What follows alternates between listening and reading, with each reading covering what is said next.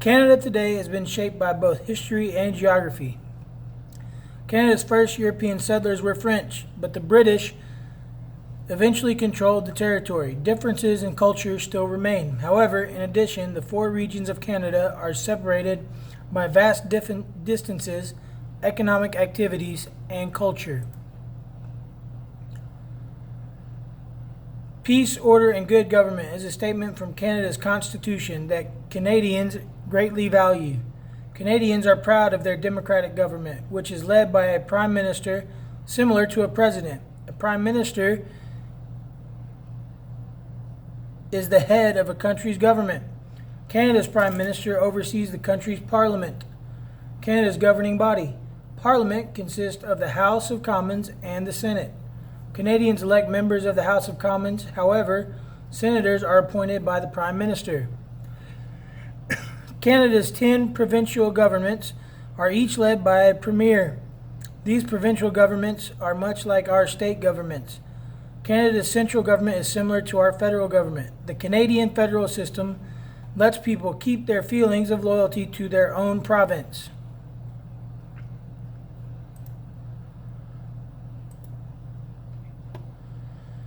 Canada's physical geography separates the country into different regions. For example, people living on the Pacific coast in British Columbia are isolated from Canadians living in the eastern provinces on the Atlantic coast. Just as geographic distance separates much of Canada, differences in culture also define regions. The culture differences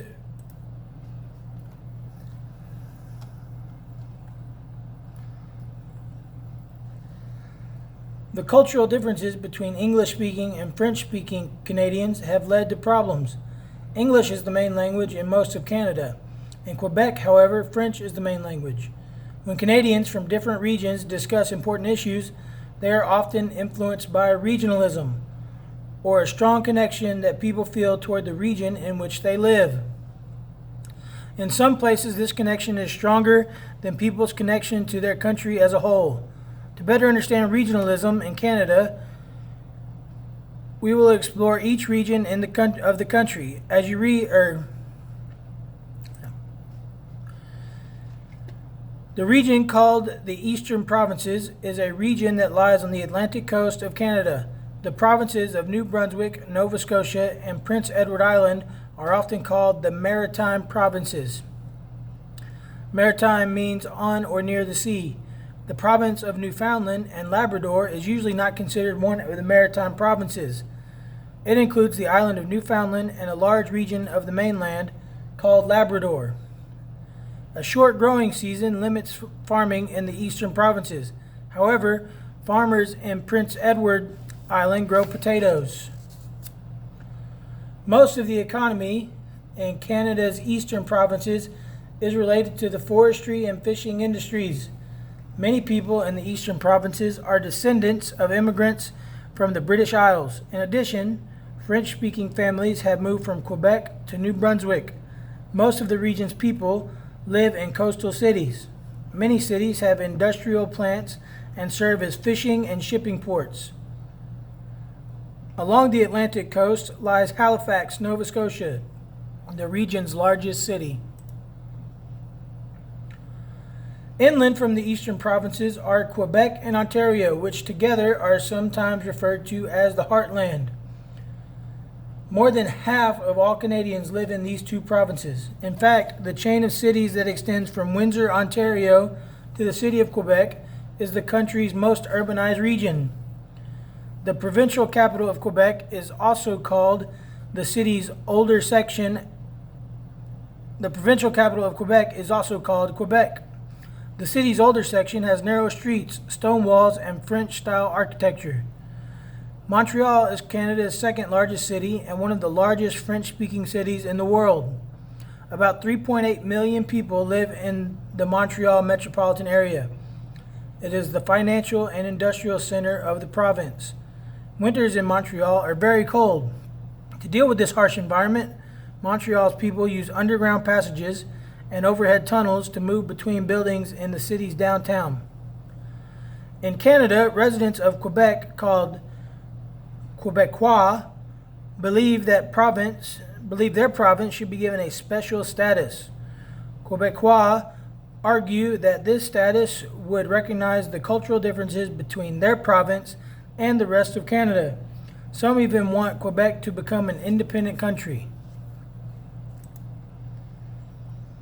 On the other hand, many English-speaking Canadians think Quebec already has too many privileges. Most Canadians, however, still support a united Canada. Strong feelings of regionalism will continue to be an important issue. With an even larger population than Quebec, the province of Ontario is Canada's leading manufacturing province. Hamilton, Ontario is the center of Canada's steel industry. Canada exports much of its steel to the United States. Ontario's capital, Toronto, is a major center for industry, finance, education, and culture. Toronto's residents come from many different parts of the world, including China, Europe, and India. Canada's national capital is Ottawa. It is also in Ontario. In Ottawa, many people speak both English and French. The city is known for its grand government buildings, parks, and several universities. West of Ontario are the prairie provinces of Manitoba, Saskatchewan, and Alberta. On the Pacific coast is the province of British Columbia. Together, these four provinces make up Canada's western provinces. More people live in Quebec than in all of the prairie provinces combined. The southern grasslands of these provinces are part of a rich wheat belt. Farms here produce far more wheat than Canadians need. The extra wheat is exported. Oil and natural gas production is a very important economic activity in Alberta. The beauty of the Canadian Rockies attracts many visitors to national parks in western Alberta and eastern British Columbia. British Columbia is Canada's westernmost province and home to almost 4 million people. The mountainous province has rich natural resources, including forest, salmon, and valuable minerals. Nearly half of British Columbia's population lives in and around the coastal city of Vancouver.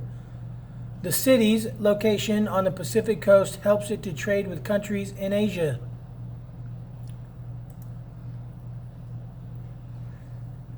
Northern Canada is extremely cold because of its location close to the Arctic Circle. The region called the Canadian North includes the Yukon Territory, the Northwest Territories, and Nunavut. These three territories cover more than a third of Canada but are home to only about 100,000 people. Nunavut is a new territory created for the native Inuit people who live there. Nunavut means our land in the Inuit language. Even though Nunavut is part of Canada, the people there have their own distinct culture and government. About 30,000 people live in Nunavut. The physical geography of the Canadian North includes forest and tundra. The frozen waters of the Arctic Ocean separate isolated towns and villages. During some parts of the winter, sunlight is limited to only a few hours a day.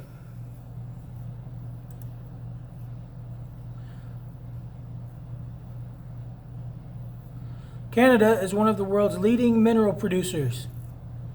Canadians mine valuable titanium, zinc, iron ore, gold, and coal.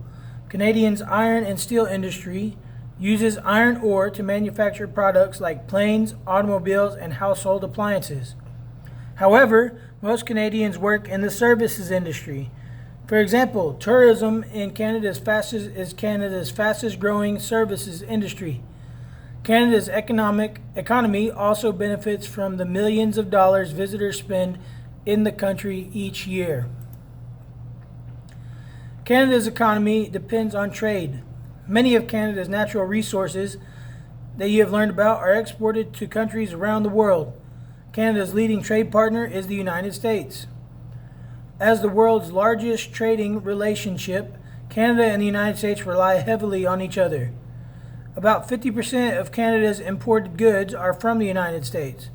And about 75% of Canada's exports, like lumber, goes to the United States. However, the United States placed tariffs or added fees on Canadian timber. American lumber companies accused Canada of selling their lumber at unfairly low prices. Canada argued that the tariffs were unfair according to the North American Free Trade Agreement. The export of cattle to the United States has also been an area of dispute between the two countries. When a Canadian cow was discovered with mad cow disease in 2003, the U.S. banned the import of all cattle from Canada. Canadian ranchers now claim that all their cows are free of the disease. As of 2012, about 70% of Canadian cattle and meat products are exported to the United States.